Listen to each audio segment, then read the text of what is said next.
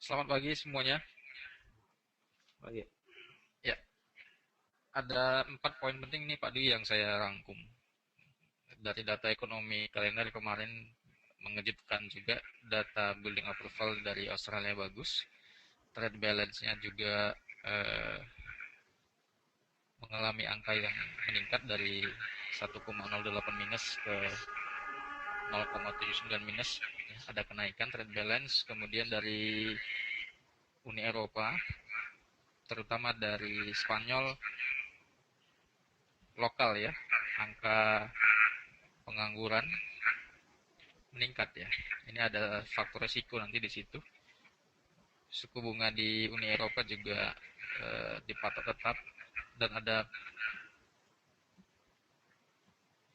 conference antara ECB dengan publik, di mana poin pertama Mario Draghi menegaskan bahwa yang terpenting adalah mandat untuk membawa inflasi ke level mendekati 2%. Sesuai yang kita bahas sebelum-sebelumnya, topik yang akan menjadi pembahasan utama untuk kedepannya tentu adalah ke inflasi lagi ya, di mana biasanya akan diikuti dengan rentetan kenaikan tingkat suku bunga. Namun belum ada keputusan yang tegas dari Bank Sentral Eropa. Tapi poin pokoknya adalah inflasi yang akan menjadi pembicaraan dan fokus utama. Nah, ini tentu akan mempengaruhi nanti di sektor komoditas. Walaupun ada laporan dari poin nomor 4 di mana JP Morgan ini katanya akan segera angkat kaki dari bisnis komoditas fisik, di mana JP Morgan Chase and Corporation dikabarkan kian mendekati kesepakatan untuk menjual sebagian dari bisnis komoditas fisik kepada trader Swiss.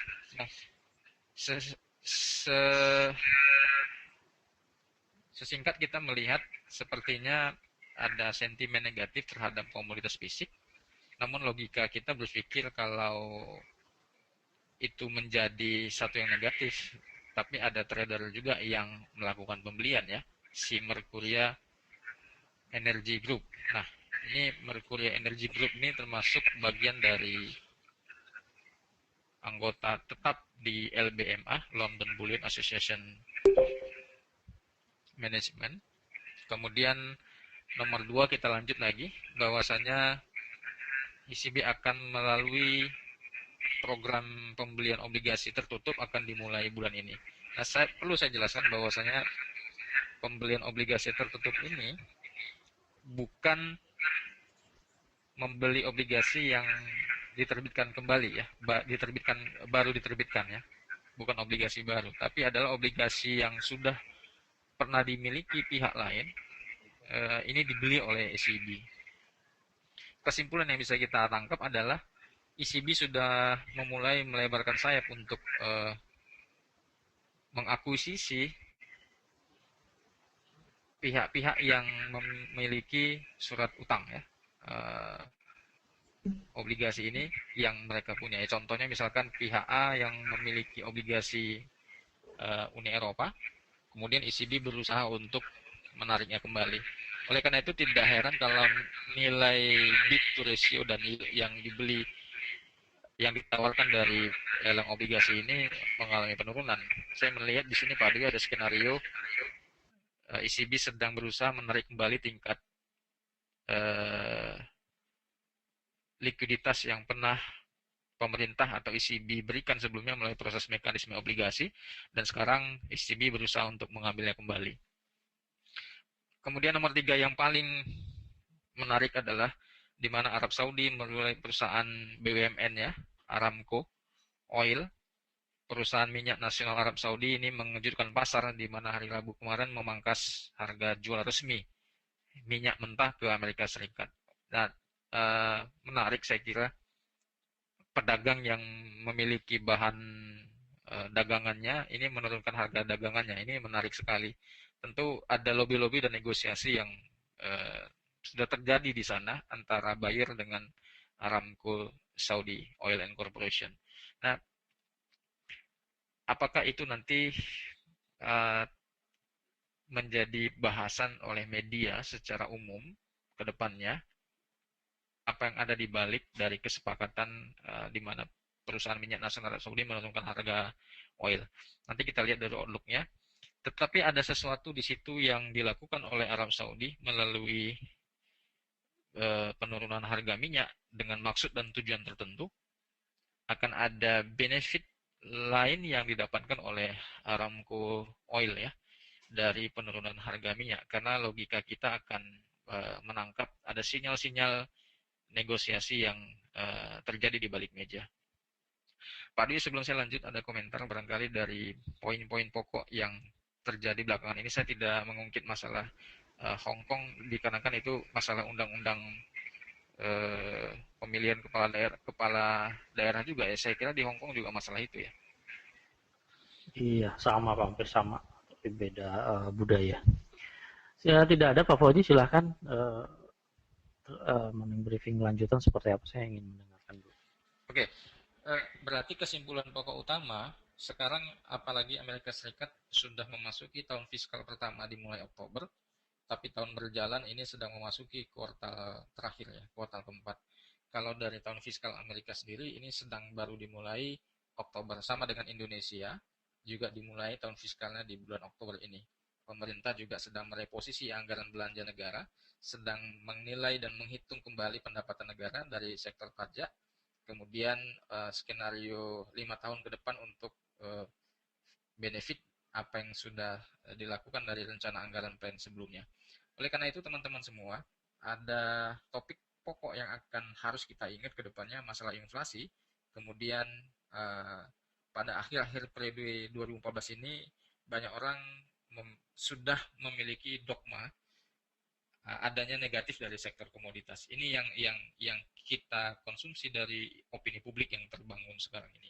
Oleh karena itu kita lihat dulu dari pelemahan yen sampai di angka 110 kemarin, ini sudah ada koreksi ke 108.24 kemarin, sudah touchdown dari garis hijau yang saya plot, garis imajiner hijau yang saya gambar di hari Selasa lalu 108.24, masih ada support di sini di 106.96 yang menjadi keseimbangan balance antara faktor ekspor dan faktor impor. Ya, ini masih akan terjadi, terbuka ruangnya. Teman-teman semua tetap dalam hal ini menggunakan strategi breakout ya. Kita tidak lagi menggunakan skenario bounce back, tapi ini kita lakukan dengan skenario breakout. Kemudian di Australia US dollar juga dari level 0,8668 kemarin sudah rebound kembali di angka 0,8800, sekarang di running 0,8780-an. Saya kira ini sudah ada keseimbangan antara supply and demand yang terjadi ya dari historical price di 0,8668. Tetap juga memperhatikan level support di 0,86680 sebagai strong support ya. Seandainya running di 8800 dengan range di 0,8668 yang berjarak sekitar 132 poin ya, dari 0,88 132 poin, bisa dibagi menjadi 3 level area untuk buy limit di kisaran 0,8750-an untuk buy limit ya, dengan stop loss di 0,8660-an. Kemudian di emas juga masih dalam ranging area.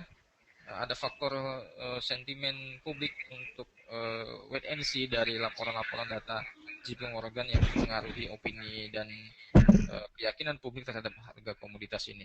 Namun ada korelasi dengan harga minyak ya, di mana kemarin formasi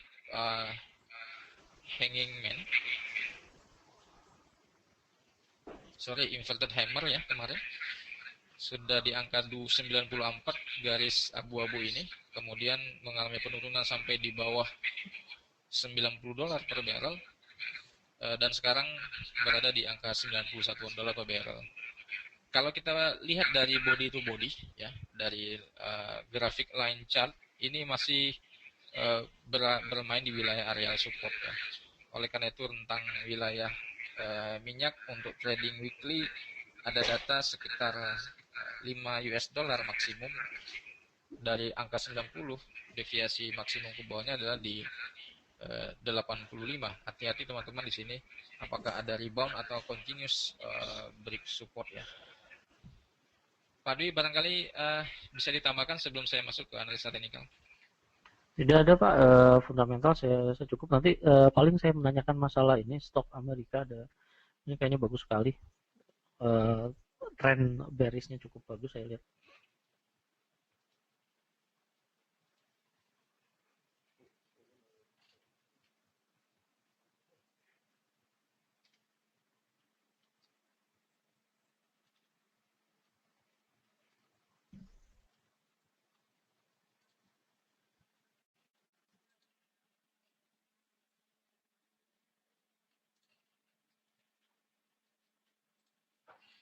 Oke, kita mulai dari indeks Asia dulu di Hang Seng ya.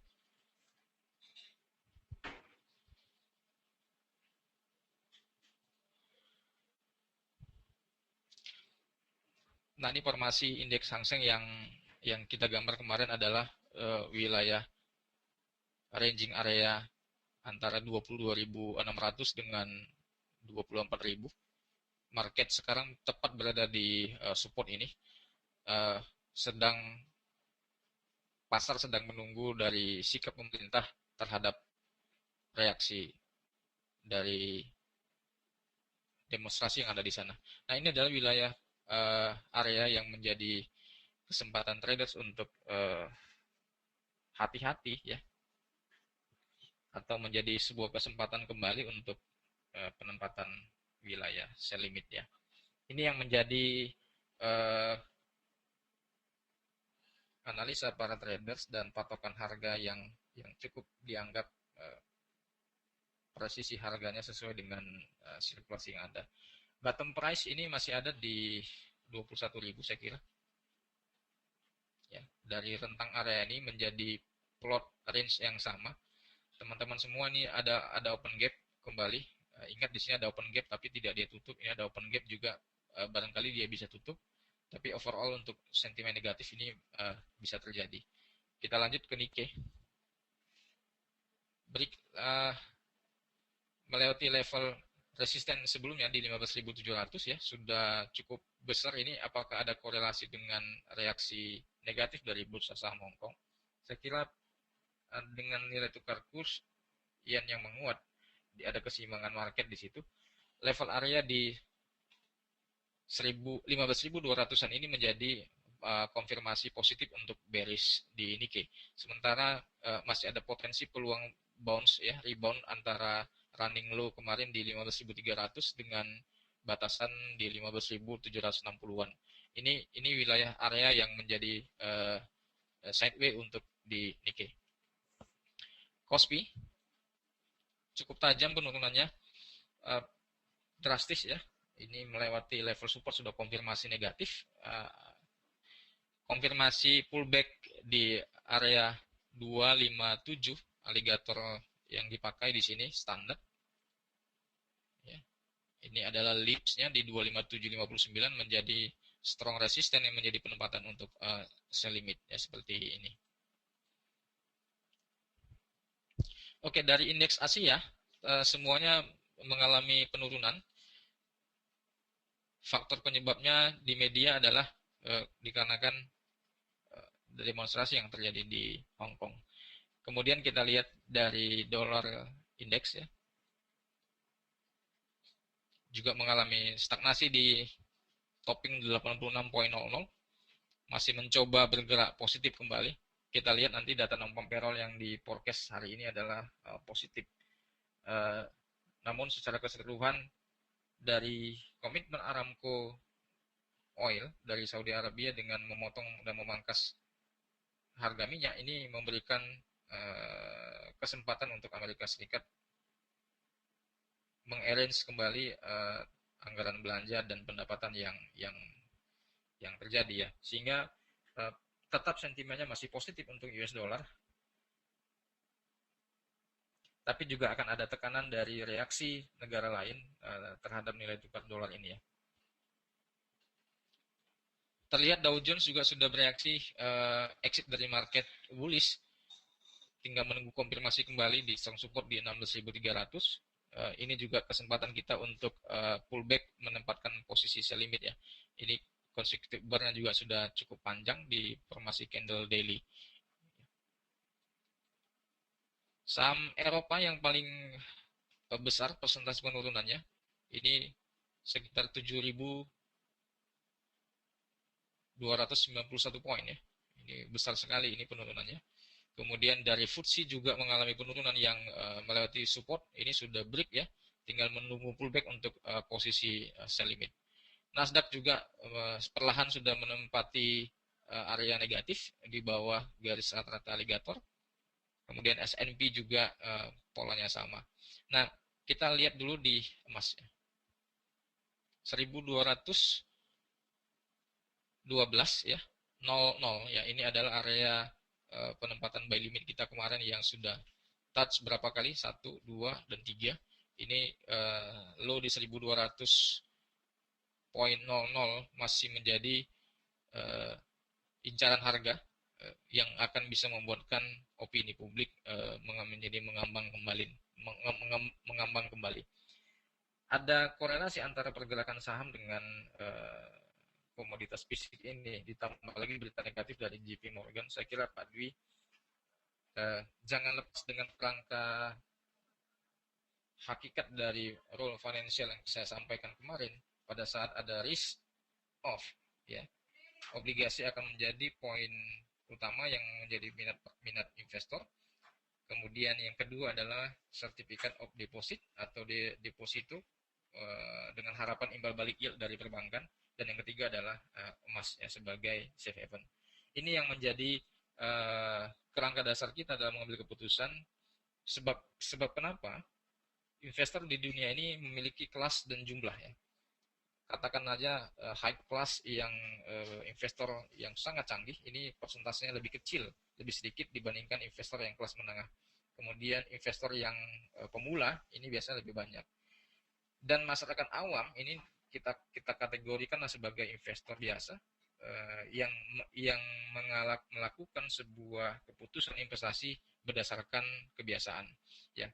Kalau misalkan terjadi negatif terhadap logam mulia ini, saya kira investor umum ya, masyarakat banyak akan kembali memiliki opini positif terhadap emas, sehingga masyarakat kebanyakan ini yang memutuskan untuk beli emas atau borong emas akan mengalahkan ekspektasi para analis dan mengalahkan semua berita dan informasi yang ada tentang komoditas ini. Ya, saya kira itu Pak Dwi untuk morning briefing pagi hari ini. Poinnya adalah sekarang sudah mulai nampak kajiannya adalah inflasi, kemudian kajiannya adalah suku bunga, dan yang poin penting adalah menjelang akhir tahun ini harga minyak juga sudah sangat rendah. Apakah ada pengaruh positif terhadap ekonomi negara lain? Saya kira positifnya hanya kepada Amerika. Demikian Pak Dewi bisa disimpulkan. Ya, ada beberapa poin yang tercatat, yaitu mengenai tugas dari ECB tetap memperhatikan untuk peningkatan inflasi. Kemudian juga tadi sudah disebutkan bahwa tahun anggaran telah dimulai di Amerika Serikat, sehingga sedikit banyak mempengaruhi pergerakan dari Amerika Serikat. Kemudian juga harga minyak yang cukup menarik dikarenakan ada penjual atau seller yang menjual di harga rendah terhadap Amerika Serikat, yaitu Saudi Aramco, sehingga membuat pertanyaan beberapa pihak mengapa sampai hal ini terjadi. Kemudian juga tren-tren yang terjadi di beberapa instrumen yang kita miliki juga terlihat cukup menarik, terutama di indeks Asia terlihat tren dalam keadaan drop keseluruhan. Kemudian dari stok Amerika Serikat juga terus mengalami penurunan mendekati level-level support. Kemudian juga di currency terlihat USD index masih tetap berada di tren naik. Kemudian perlambatan kenaikan terjadi di dolar yen. Demikian morning briefing kali ini. Semoga seluruh informasi dapat diserap dan dapat dipergunakan semaksimal mungkin oleh kita semua, para audiens. Ya. Nampaknya kemarin saya ada promosi nih film Jack Ryan ya, Shadow Recruit. Ini nampaknya bagus sekali untuk ditonton untuk menjelaskan maksud dari penurunan harga Oh, minyak film ini itu lagi, Pak. akan menekan ekspor dari komoditas Rusia ya saya kira. Apakah ada di situ tekanan secara ekonomi terhadap Rusia dengan penurunan Hmm. harga minyak?